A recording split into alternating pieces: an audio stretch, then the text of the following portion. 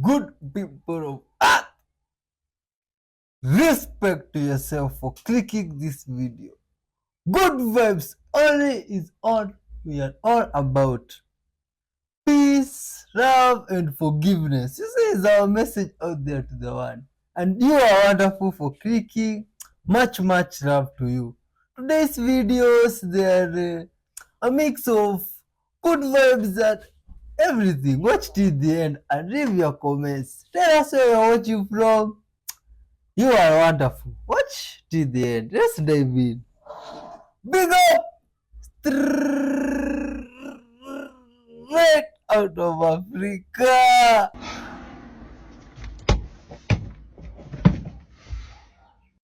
What? No way.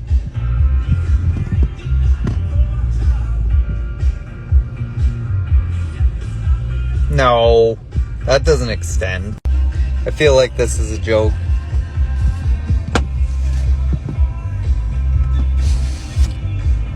What? No way. Fuck, that's nice. Fuck. Oh, that was some hack for those that don't cars. Some of us are still pedestrians. Oh my god. Which Chamberlain Arnold was Nigger and Andre. Chaos in the cockpit 1990 when a widow fell out mid-flight. Oh my god. Remains of a 500-year-old young girl found frozen on a mountain. Portrait of a beautiful woman in the Philippines in 1875. Too young to vote but not too young to die. Oh my god. Young soldiers posed together in the Australian snow in 1945. This is crazy. Mountain Chief translates a song into Native American. A soldier from the United States Army receives a kiss. This is now good. From a liberated French child. Fashion in the 60s. This is what fashion looked like. World War I soldiers served before going to the battles. Look at those guns, man. A beautiful, wow, this is a beautiful sculpture. Working conditions of miners.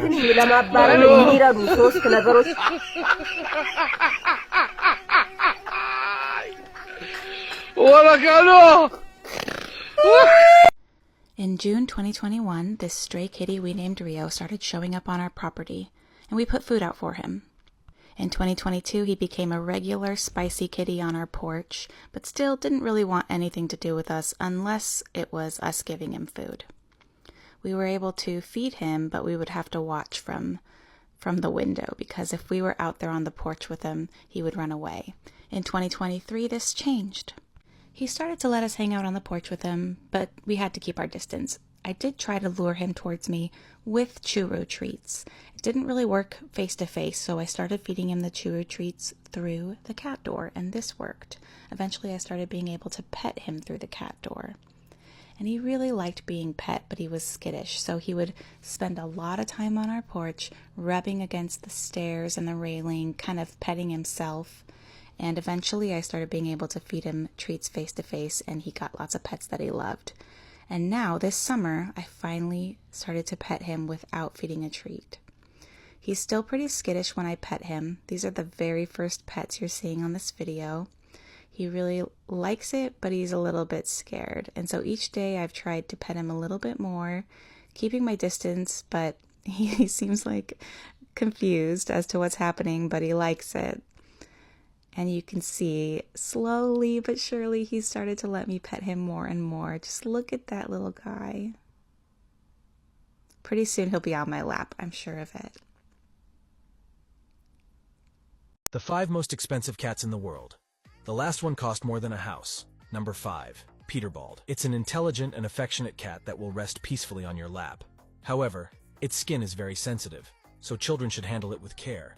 Additionally, this breed is susceptible to sunburn, and therefore cannot spend too much time outdoors.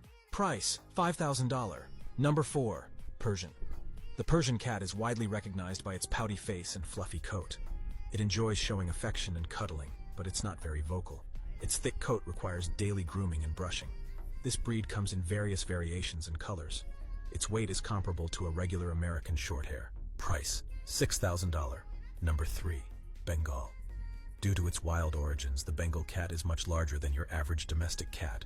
A beautiful Bengal with the right pedigree, generation, and coat quality can be expensive. Personality-wise, Bengals are affectionate, child and dog-friendly, very sociable, and highly active. Price, $25,000. Number 2. Savannah. A hybrid of the wild African serval cat and a domestic Persian cat. The first Savannah was produced in 1986 by Bengal breeder Judy Frank. Savannahs can be classified into 5 types from F1 to F5. The price of this breed depends on their gender and classification. Price, $50,000. Number 1. The Ashera. This exotic breed is a hybrid of the Asian leopard cat, a domestic house cat, and the African serval. Personality-wise, it is loyal, affectionate, and very intelligent. Despite the controversy about its genetics, the Ashera is the most prized pet cat in the world. Price, $125,000. Oh, that's surprising. All those animals, none of them I can afford. All the money even combined that I've ever earned, I can afford none. But good vibes out there to those people owning them. Oh my god, which creature is this? And it has a bandana. Oh, what? This one has some clothes on. Ah, oh my god, this lizard has some clothes on. What? Is this lizard alive or is this a skinwalker that just changed to a lizard? Oh, but now this is a beautiful looking bird. Huh. This is a new skin pigeon. Is this a hybrid of a pigeon or something like that? How? Oh my god. What are these now? Yo. What? What? Yo, what is this now? Oh my god. What is this? Are this ghosts? What is this now? Looks like snake, looks like ogre, looks like kind of a person. Ah, yeah. Ah, it was hidden within layers of shell. What is this that was hidden within layers of shell? I don't know even what shell is. We're removing the excess rock from around the nebula. Nebula, I don't know. Huh, a naturally spherical stone. What's inside? Let's see what's inside. Oh. Completely empty. Let's see what could have been inside. What could have been inside? Yo. An ammonite fossil from Jurassic. Isn't Jurassic a movie? I don't, what? Jurassic? Where's Jurassic? Crack open your own. Where's Jurassic? You guys, please share love wherever you are watching from. And if you know anything about that, please help us to understand. Yo, look at this. This looks like a tunnel way deep underground. Where does it lead to? A basement. Yo, some guy here has some cards from the past hidden. How is this possible? Oh man. Yo, what do you think about this? What happened for people to build this stuff in the past? What? They had concentrated so much in the tunnels deep down there. This is creepy, Andrew. Oh, Mercedes just looks like a logo of Mercedes. This is amazing. This must have been a person with a wide collection of cars. The real one, the replacement 2.0. What do we have here? He's been gone for years. They're not telling us the truth. The Rothschild family actually own Antarctica, and this was leaked by a Russian hacker. He leaked several documents from the Pentagon, and it says that no one is allowed to visit Antarctica except if the Rothschild family allowed it, after he leaked that he was never seen again.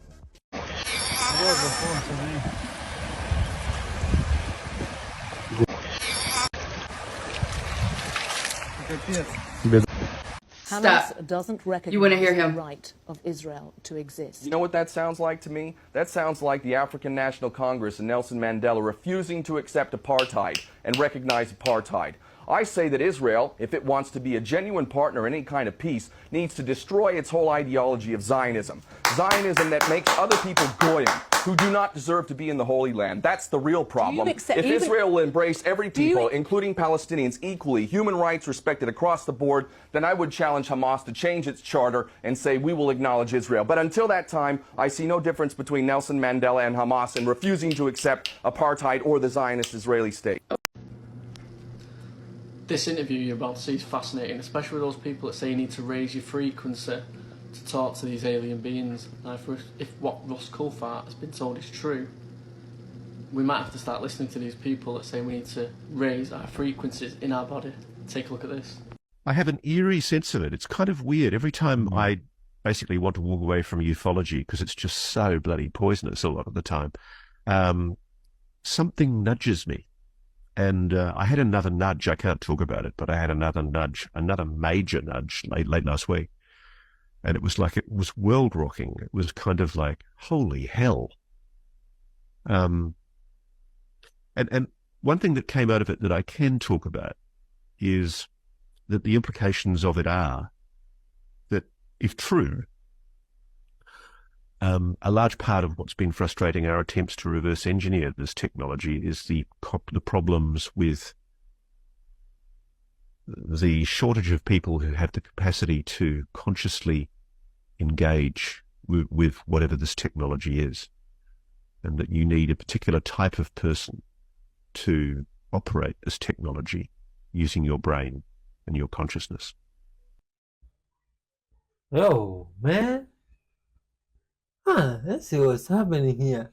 Oh, this is an encounter between a dog and a cat. This one is pretty interesting. You see these two, they are pretty playful. And now this some creative guy that's used mathematics or geometry to do what? To do barbering, or what do you call this? Shaving people. Yo, this is pretty cool, man. This is what people are taught in school to in real life. You know, some of this stuff you see you can apply nowhere, and these days mostly people what they learn is hard to use in real life. Do you see the book stuff is hard to apply in real life? But this guy here just applied it in real life and is using geometry, like geometry, even using the tools of geometry in his work. This is amazing. And he's not a teacher, he's a barber. This is a good vibes person, man. Much love to this guy doing this. This is so good. This is creativity on another level. Geometry barber. This guy. Respect to him. Much love to such a guy and his creativity. And even to you watching, you are respected. Here's a set of extra large copper bookends I just cut for our upcoming show in Tucson, Arizona, next January and February. You can see evidence here of glacial curling.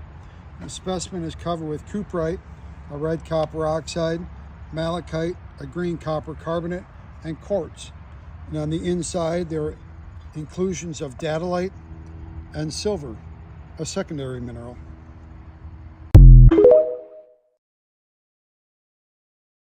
This girl is a genius. I don't know how she came up with this, but I am in awe. And we have to try. I got my hat and I've got a panty liner. Bam. I'm curious if this is gonna slip off during the day or if it's gonna rub off too much of my makeup. I will see you in a couple hours. This is the end of the day. I am home. Wow, hat hair. And it did exactly what it was supposed to do. It works. Good vibes, Zonny. 2017. This home security footage seems to pick up a strange flash of blue light and a shift in time. What was that? Looking closer, the flash seems instant, is blue, and casts no shadow. That was weird. It was almost like plasma. Everything in the room turned completely white, almost like an explosion, and my eyes started burning. Okay, it's really weird. The flash appears instant. But looking at the footage closely, there is a jump in time, which the owner says lasted 7 seconds. It traveled almost like it was a train coming across the room, slowly coming in for a stop. Is this an elaborate hoax, a glitch in the Matrix, or something more mysterious? Updates surrounding the fairy tree in my backyard. So can anybody tell me anything more about this thing? I found it on my patio. After seeing these crazy lights out here by the fairy tree, I'll go ahead and splice those in. I've heard it referred to, people have said witch ladder, fey ladder, Valhalla ladder. It's these sticks arranged in this way. I guess that's where the ladder comes from. But it's also got some kind of bone and a crystal. I don't really know anything about that kind of stuff, so I don't know what kind it is. But it was left on my patio, like I said. I believe it has something to do with what I believe are some kind of fey out here. I've talked a lot about that before. I'm going to go back out to the fairy tree because there's been some weird stuff happening with it other than just those lights. So I'll go ahead and show you. Right around the same time that light show and this happened, these all popped up around here. Now there's a bunch of them, a bunch of little groupings of, I don't know, some kind of mushroom. I know that is something that is always, these mushroom circles. I don't know if this is exactly a circle, but it's a lot of them to just be coming up out of nowhere. It has not been like more moist around here lately or anything. And like right in the center of them, that's the fairy tree. There's been a lot more growth. I've mentioned before, I don't really like to cut stuff down around here just because of what I know, but here it is. I've shown it several times. A very interesting, unique tree. And it looks like the images of fairy trees that you see in different kind of like classical artwork on these myths. I think it's also worth noting that there's a bunch of new growth shooting out a part of it all of a sudden, all at once it seems. And it's not like this is happening all over the tree. It's really just here, and it's a ton of new branches shooting out. So anybody who knows, I assume that this is related. Like I saw those lights right out here. So yeah, help me out, guys. You guys always give me pretty good intel. Like I said, these mushrooms basically form like a wall almost around it. Seems too weird to be a coincidence to me. Oh, I didn't know there was such a thing as a fairy tree. Standing here, the Earth is spinning on its axis 1,000 miles an hour. Like if I was God spinning a basketball, 1,000 miles an hour. And at the same time it's doing that, the Earth is going in orbit around the sun. At guess what rate of speed? 66,000 miles an hour. 66,000 miles an hour, 1,000 miles an hour. And on top of that, the whole solar system's going through the Milky Way galaxy. At guess what rate of speed? 400,000 miles an hour. 400,000 miles an hour, 66,000 miles an hour, and 1,000 miles an hour. And to top it all off, as that's happening, the whole Milky Way galaxy is tearing through the universe. At guess what rate of speed? 2.2 million miles an hour. And that, officer, is why I failed to walk a straight line, as you requested a few moments ago.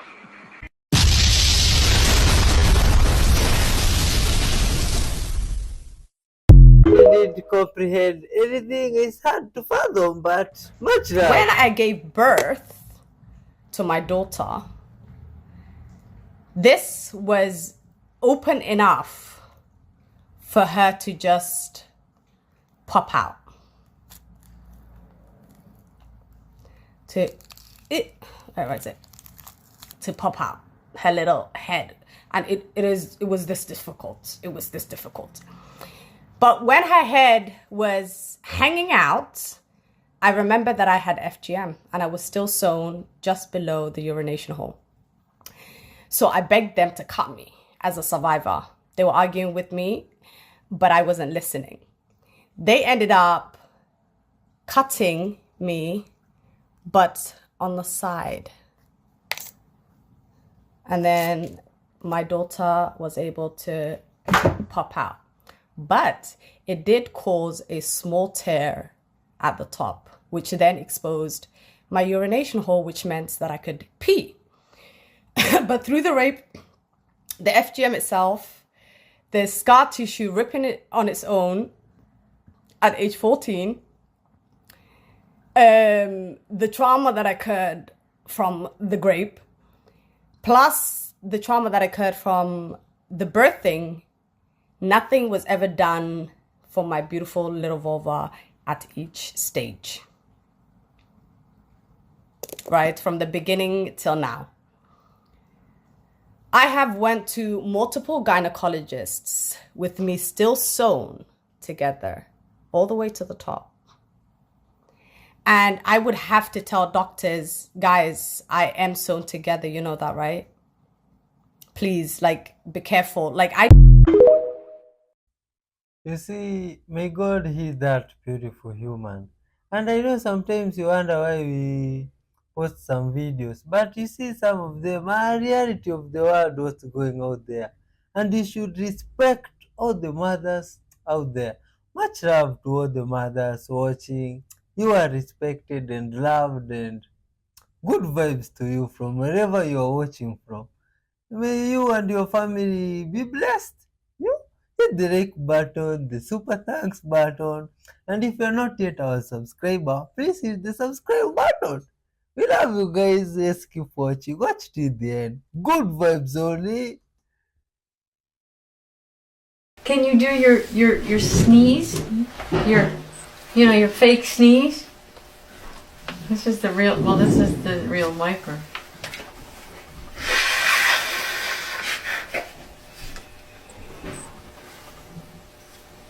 Okay. So this is crazy. We had a mama cat disappear with a newborn litter of kittens.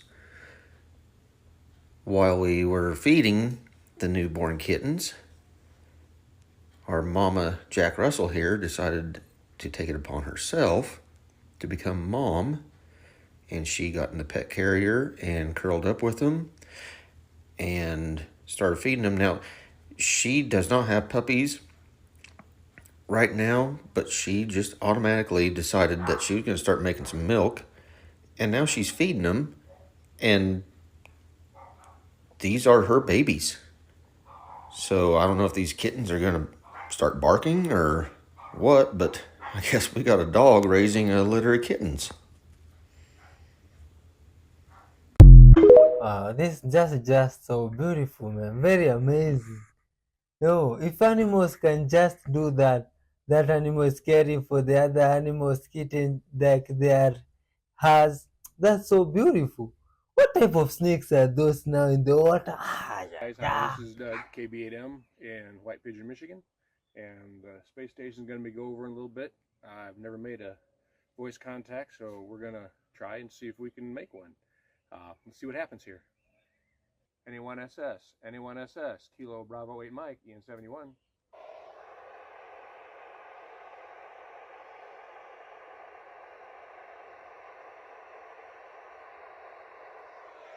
NA1SS, Kilo Bravo 8 Mike, EN 71.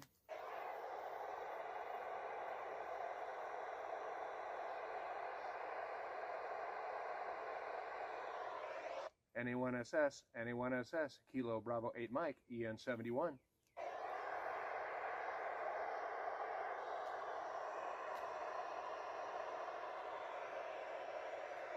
Kilo Bravo 8 Mike.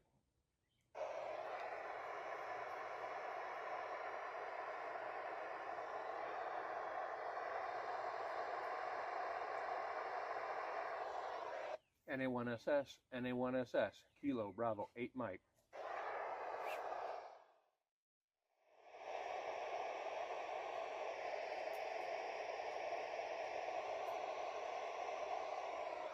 NA1SS, Kilo Bravo 8 Mike.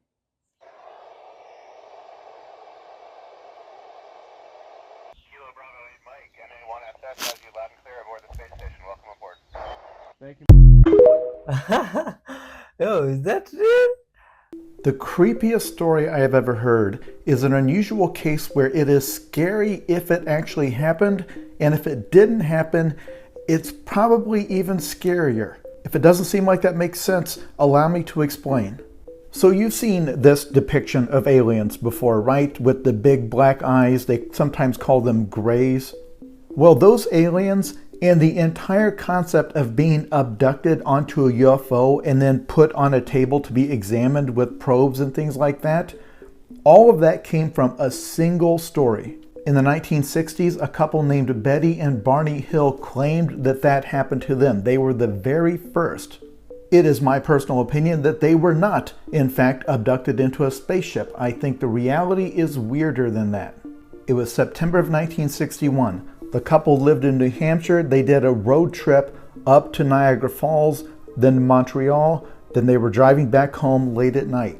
On the way back, while driving through some mountains, they saw a light in the sky that seemed to move around the sky in an erratic pattern. They kept stopping and getting out to try to get a closer look. The light, they said, eventually came down right on top of their car, and then their memories kind of become scrambled. They were missing some time because by the time they got home, it was almost dawn, like they had lost a couple of hours somewhere. Then in the following weeks, she would start to have dreams of her and her husband being led through the woods to a craft. She starts reading about UFOs, kind of trying to research it and figure out what had happened to them. But it's important to note that they did not go to the press. They didn't tell really anybody. They did not try to cash in. They didn't write a book. The only people they told was the local Air Force base saying, hey, we think there's something in the sky. Then a couple of years later, she seeks out a hypnotherapist to go under hypnosis and try to recover the memories of that night. And then they both recover memories of the big-eyed aliens with the big black eyes, of being put onto an exam table and having needles pressed into them. Under hypnosis, he starts screaming, saying that it felt like a pair of eyes had been pressed into his brain from the outside to see inside of his mind. And it is from those sessions and from their drawings they made, that we get this, the gray. These aliens that you can now see everywhere, from Close Encounters of the Third Kind to South Park. So what do I think happened? People have retraced their trip down Route 3, and at the exact spot where they saw a light in the sky, there is an observation tower with an aircraft warning light at the top of it. It's a winding mountain road, and as you wind back and forth in pitch darkness, the light seems to go from one side of the sky to the other in an erratic pattern. They had been driving all day. They were utterly exhausted. They had just stopped at a restaurant to down some coffee to try to stay awake to get home. They actually hadn't planned to do that. They just didn't have the money for a hotel, and they were trying to get home before some bad weather came in. The dreams Betty had about being led through the woods were just dreams. They weren't memories coming back to her. And the memories they recovered during hypnosis, well, you actually can't recover memories during hypnosis. That's pseudoscience. What you can do during hypnosis is implant a memory. People are highly suggestive under hypnosis. As for the big-eyed aliens, well, 12 days before they went in to do their hypnosis sessions, a sci-fi TV show called The Outer Limits ran an episode featuring aliens that looked like that. Again, this was not an intentional hoax. The story would only go public years later against their will. But once it did, there was a book, there was a movie, there were articles and interviews. And in the decades since, thousands of people would claim to have been abducted, usually by these Greys, usually following the same template as Betty and Barney Hill's story. But all of these only happen in places where they have access to television and movies. At the time they had their experience, the concept of being abducted by a UFO was basically totally unknown. Now everybody is aware of it. Most people believe that Earth has been visited by aliens due to stories like this. So the story is very, very creepy if true, obviously.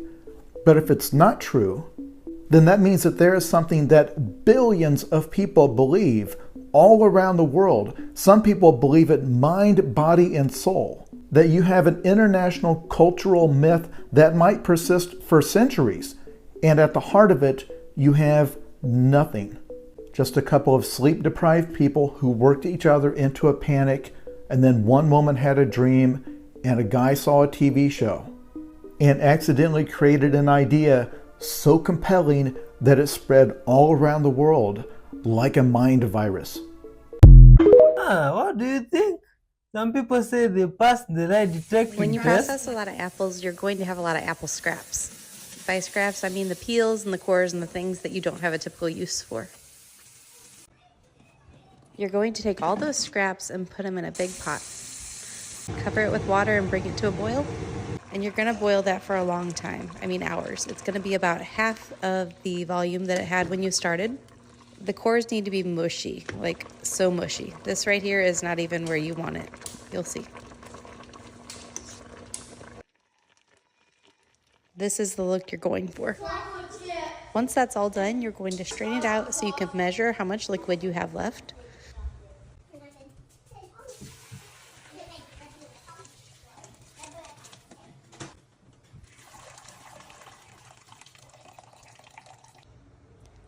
Just showing you here how mushy it is, it's absolutely disintegrated. Once you have your apple liquid measured, for every cup of apple liquid you have, you're going to add a teaspoon of lemon juice. I ran out of bottled, so I just squeezed some fresh lemon juice. I ended up using a cup for my 16 cups of apple liquid. And then you're going to add a half a cup of sugar for every cup of liquid that you had. You're going to want to bring that to a rolling boil that you can't stir down. This is nowhere near boiling enough, and I couldn't seem to get it boiling enough in this pot, so I ended up switching to a smaller pot later. But you can see when it drips off my spoon here, it just has one drip coming down. I'll show you what it looks like when it's actually gelled. Hang on, buddy. The gel temp for this is 220 degrees. It's going to double in size once it's boiling enough. And you can use a thermometer if you want, but I just like to use a spoon. And when you have 2 drips coming off of the spoon, right like that, that means it has gelled right there. And it means you can go ahead and jar it up. You're going to put those into some hot sterilized jars and then water bath them. The quarts I did for 10 minutes and these little bitty half pints I did for 5 minutes. Wipe those rims really good. You can see I forgot to put vinegar in my water, and my jars have a lot of mineral deposits. I have a well here, so this happens if I forget the vinegar. It's really not a big deal. Put those lids and rings on, and then you water bath it. I went ahead and got a jar out of the fridge that I canned the other day, just so you can see that it does gel, even though we don't add any pectin to it. It can take up to 24 hours to set, so just go ahead and be patient, and hopefully you get jelly like this. Yo, that's pretty interesting, man. Thanks for watching up to this far. Much love. Keep it tuned for another fire episode. We are out.